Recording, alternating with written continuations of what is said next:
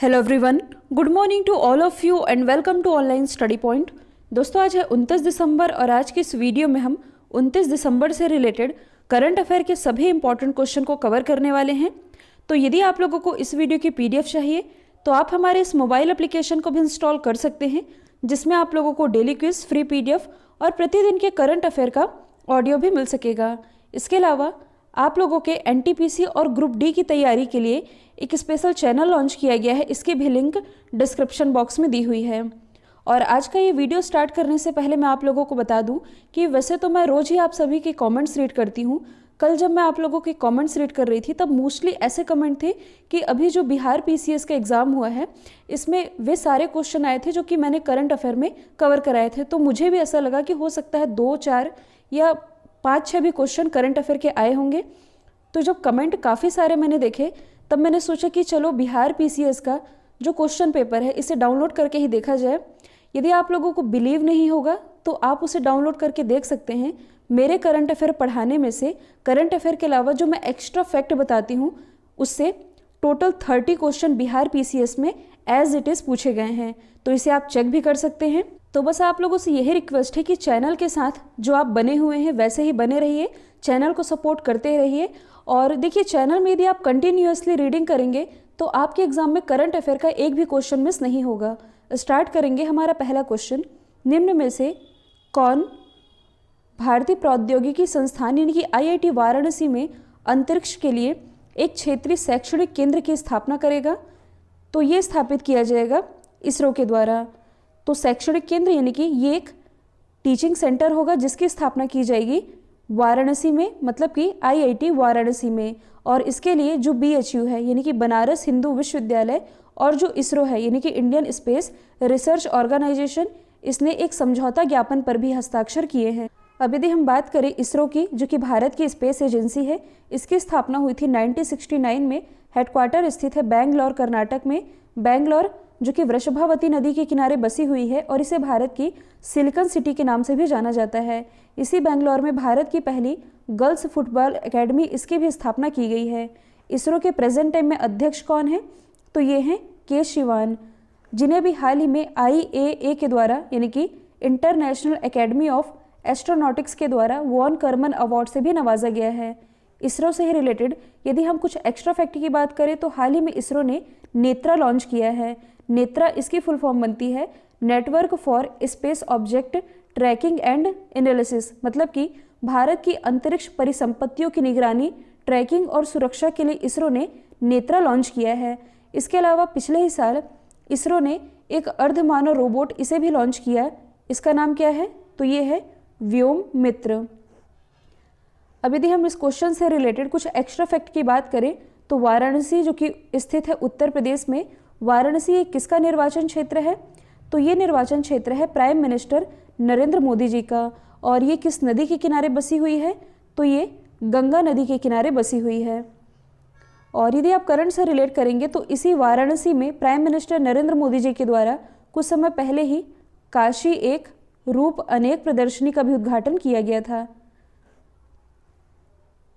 Railway NTPC के लिए आप लोगों के लिए ये जो स्पेशल ई बुक है इसके लिंक अभी भी ओपन है, आप जाकर के परचेस कर सकते हैं। हाल ही में प्रयागराज में किस गैस का रिसाव हुआ है? तो देखिए, ये जो न्यूज़ है ये चर्चे में भी रही थी। हाल ही में प्रयागराज में अमोनियम गैस का रिसाव हुआ और प्रयागराज के इफ़को, या इसे आप हिंदी में कह सकते हैं भारतीय किसान उर्वरक सहकारी लिमिटेड में इसका रिसाव हुआ, जिसके कारण कई लोग बीमार हुए और 2 या 3 की मृत्यु भी हो गई थी, जिसके कारण ये न्यूज़ में भी आया था। अब इस क्वेश्चन में बात की जा रही है गैस के रिसाव होने की, तो ऑप्शन भी मैंने कुछ ऐसे सेट किए हैं जिससे कि आप कुछ रिलेट कर सकते हैं। जैसे कि जो भोपाल गैस त्रासदी हुई थी 1984 में, इसमें मेथाइल आइसोसाइनाइड गैस का रिसाव हुआ था। अभी हाल ही में इसी साल जो विशाखापट्टनम है, विशाखापट्टनम में स्टायरिन गैस का रिसाव हुआ था, जिसके कारण 11 लोगों की मौत भी हो गई थी। अब यदि हम बात करें अमोनियम नाइट्रेट गैस की, जो कि इस साल काफ़ी चर्चे में रहा था। देखिए, लेबनान की जो कैपिटल है बेरूत में अमोनियम नाइट्रेट का एक भीषण ब्लास्ट हुआ था, जिसके कारण सैकड़ों लोग मारे गए थे और हज़ारों लोग घायल हुए थे, जिसके कारण ये चर्चे में आया था। दशक के दशक कहने का मतलब है डिकेड। तो देखिए दशक के आईसीसी ओडीआई टीम के लिए किस खिलाड़ी को कप्तान के रूप में नामित किया गया है? तो देखिए ये उपलब्धि दशक के यानी कि डिकेड की पिछले 10 साल की उपलब्धता के लिए दिया जाता है। तो डिकेड के आईसीसी ओडीआई टीम के लिए जो महेंद्र सिंह धोनी हैं इन्हें कप्तान के रूप में नामित किया गया है। और इसके अलावा ICC T20 international team of the decade का भी कैप्टन महेंद्र सिंह धोनी को ही चुना गया है। अब यदि हम महेंद्र सिंह धोनी से ही रिलेटेड कुछ इंपॉर्टेंट फैक्ट की बात करें तो 200 आईपीएल मैच खेलने वाले ये पहले खिलाड़ी बने हैं। कुछ समय पहले ही महेंद्र सिंह धोनी और सुरेश रैना इन दोनों ने ही अंतर्राष्ट्रीय क्रिकेट से संन्यास भी ले लिया है। ये भी क्वेश्चन बिहार पीसीएस के एग्जाम में पूछा गया था। और इनसे रिलेटेड यदि हम कुछ इंपॉर्टेंट ब्रांड की बात करें तो ये ब्रांड एम्बेसडर है ड्रीम 11 के, रेड बस के और टाइटन वॉच के। अब यदि हम अदर ऑप्शन को डिस्कस करें जो कि ब्रांड एम्बेसडर से ही रिलेटेड है तो रोहित शर्मा ये भी हाल ही में ओकले जो कि एक आईवेयर ब्रांड है इसके ब्रांड एम्बेसडर बनाए गए। वेगा जो कि एक ब्यूटी ब्रांड है, वेगा मेंस, इसके ब्रांड एम्बेसडर बनाए गए हैं। हरभजन सिंह तो ये भी हाल ही में ई बाइक गो के ब्रांड एम्बेसडर बनाए गए हैं। जबकि सौरव गांगुली नेक्स्ट ईयर जो टोक्यो ओलंपिक होने हैं इसमें भारत की तरफ से गुडविल एम्बेसडर चुने गए हैं। इसी से रिलेटेड अगला क्वेश्चन है डिकेड के नवीनतम आईसीसी टेस्ट टीम के कप्तान के रूप में किसे नामित किया गया है? अब यहाँ बात की जा रही है टेस्ट टीम के कप्तान की, तो ये चुने गए हैं विराट कोहली। अब यदि हम बात करें आईसीसी की तो इसकी स्थापना हुई थी 1909 में, हेडक्वार्टर स्थित है दुबई यूएई में। और अभी हाल ही में आईसीसी के नए अध्यक्ष भी बनाए गए हैं। इनका नाम क्या है? ग्रेग बार्कले, जो कि बिलोंग करते हैं न्यूजीलैंड से। और इसके सीईओ कौन है? तो ये है मनु साहनी।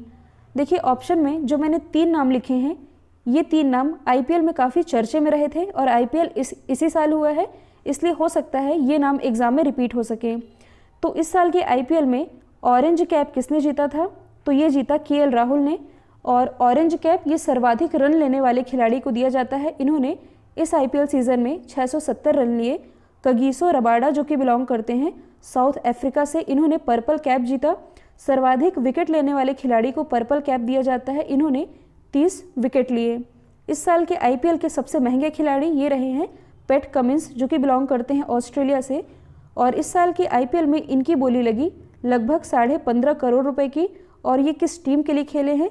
कोलकाता नाइट राइडर्स के लिए।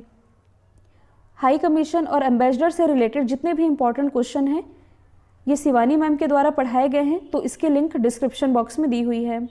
हाल ही में किस देश की नौसेना ने भारतीय नौसेना की पनडुब्बी जिसका नाम है INS सिंधु वीर को अपने बेड़े में शामिल कर लिया है? तो ये भी हाल ही में शामिल किया गया है म्यांमार की नेवी के द्वारा। इसके बारे में मैंने आप लोगों को बताया भी था। अब देखिए ये क्वेश्चन इंपॉर्टेंट इसलिए बन जाता है कि देखिए म्यांमार की नेवी में INS सिंधु वीर को तो शामिल किया गया है, तो INS सिंधु वीर के शामिल होने के बाद म्यांमार नेवी का ये पहला पनडुब्बी है जिसे कि इंडियन नेवी के द्वारा म्यांमार को सौंपा गया है, जिसका नाम है INS सिंधु वीर। तो सबसे पहले आप मैप में देख सकते हैं म्यांमार की लोकेशन।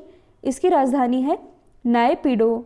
करेंसी तो ये है क्यात और यहाँ के प्रेसिडेंट है विन मिंथ। भारत और म्यांमार के बीच एक एक्सरसाइज होती है, इसका नाम क्या है? IMBEX. I for India, M for Myanmar. अब देखिए कई बार एग्जाम में पूछा जाता है कि गोल्डन ट्रायंगल के अंतर्गत कितनी कंट्रीज आती हैं? तो ये है म्यांमार, लाओस और थाईलैंड, यही है गोल्डन ट्रायंगल। तो गोल्डन ट्रायंगल के अंतर्गत म्यांमार, लाओस और थाईलैंड ये कंट्रीज आती हैं। अंडर 20 फुटबॉल वर्ल्ड कप 2021 को 2023 तक के लिए पोस्टपोन कर दिया गया है। तो सवाल ये है कि इसकी मेज़बानी कौन सा देश करेगा?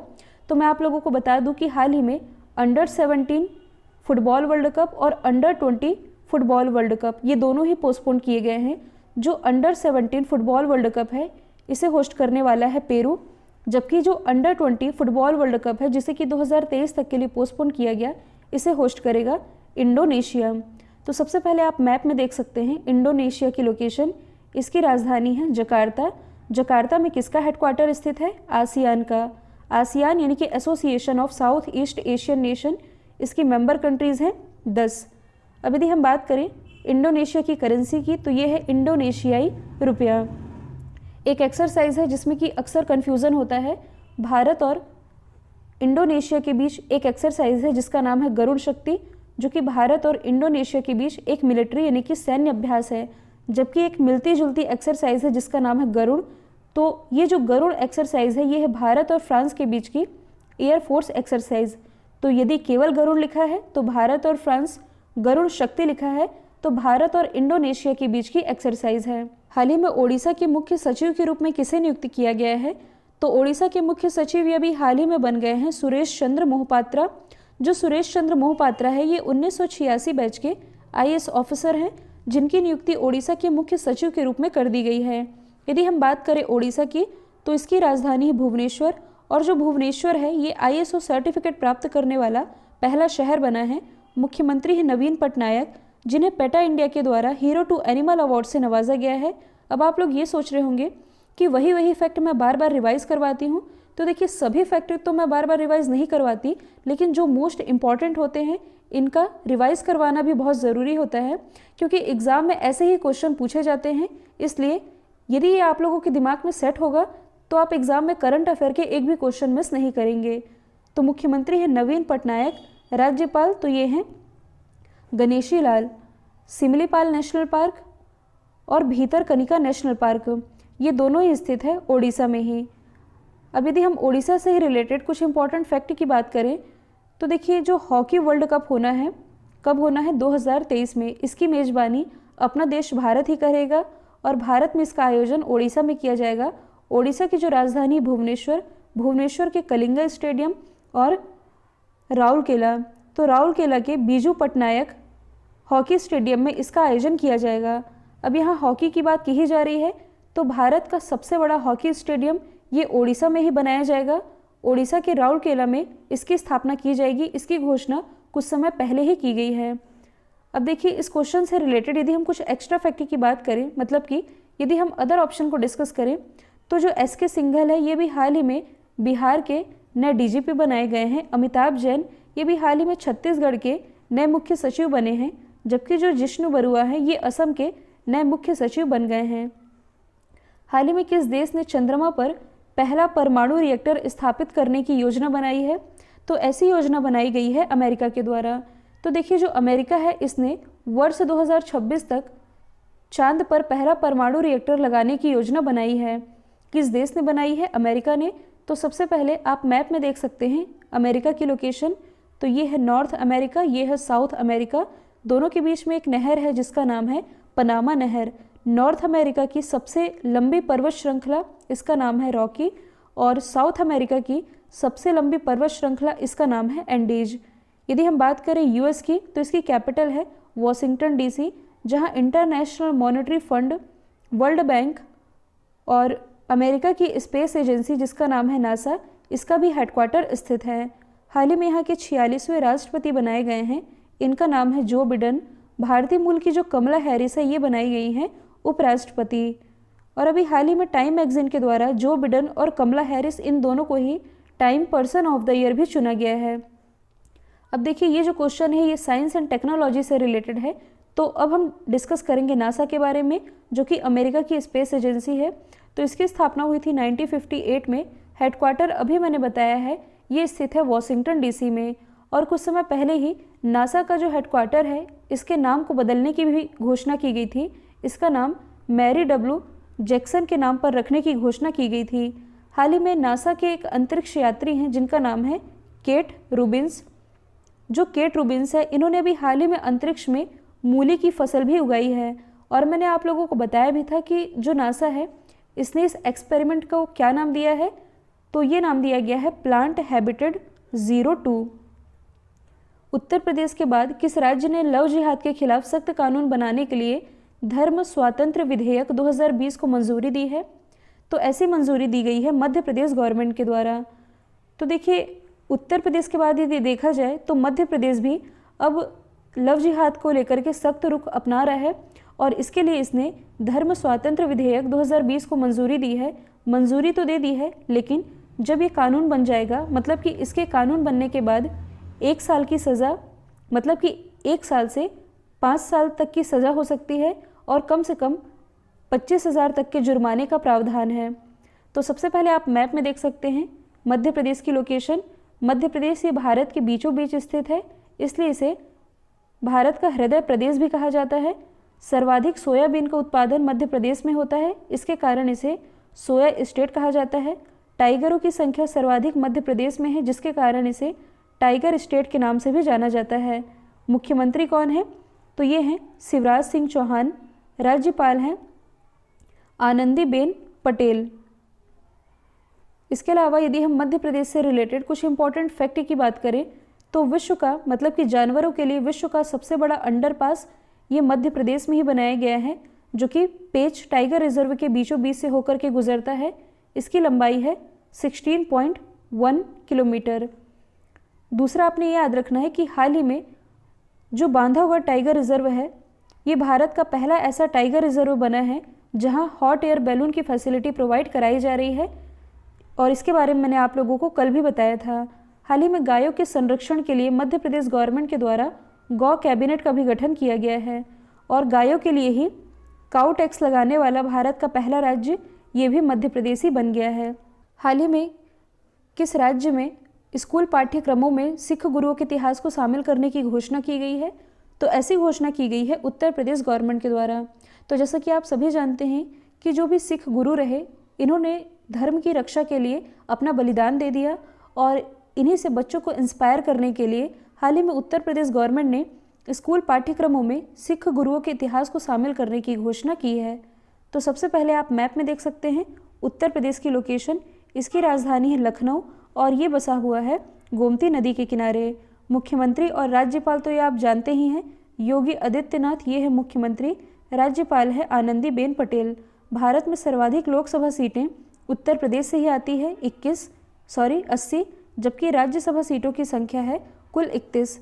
उत्तर प्रदेश में स्थित है पीलीभीत टाइगर रिजर्व, और जो पीलीभीत टाइगर रिजर्व है इसे अभी हाल ही में बाघों की संख्या को 2 गुना करने के लिए T/2 अंतर्राष्ट्रीय पुरस्कार से नवाजा गया है। भारत की सबसे बड़ी और सबसे सुंदर फिल्म सिटी ये उत्तर प्रदेश में ही बनाई जाएगी। हाल ही में प्रधानमंत्री स्वनिधि यानी कि स्ट्रीट वेंडर आत्मनिर्भर निधि योजना के कार्यान्वयन में जो उत्तर प्रदेश है ये पहले स्थान पर रहा है। उत्तर प्रदेश के नोएडा में ही एशिया का सबसे बड़ा एयरपोर्ट बनाया जा रहा है, और जानवरों के लिए जो मेमोरियल है, मतलब कि भारत का पहला एनिमल वॉर मेमोरियल ये स्थापित किया गया है उत्तर प्रदेश के मेरठ में ही, और भारत का पहला एलिफेंट हॉस्पिटल ये उत्तर प्रदेश के मथुरा में ही स्थापित किया गया है। कल जो मैंने आप लोगों से सवाल पूछा था, इसका राइट आंसर था नीदरलैंड। अब आप लोगों के लिए आज का सवाल है, 2028 तक अमेरिका को पीछे छोड़ते हुए विश्व की सबसे बड़ी अर्थव्यवस्था वाला देश कौन बन जाएगा? तो इसका जो भी आंसर है कमेंट बॉक्स में तो आप लोगों को बताना ही है। साथ ही आज आप लोग इस वीडियो को लेकर के अपने जो भी फीडबैक है ये भी ज़रूर शेयर करिएगा। तो वीडियो यदि पसंद आया है तो लाइक कीजिए, शेयर कीजिए, और चैनल को सब्सक्राइब करना बिल्कुल मत भूलिएगा। तो आज के लिए इतना ही। Thank you so much.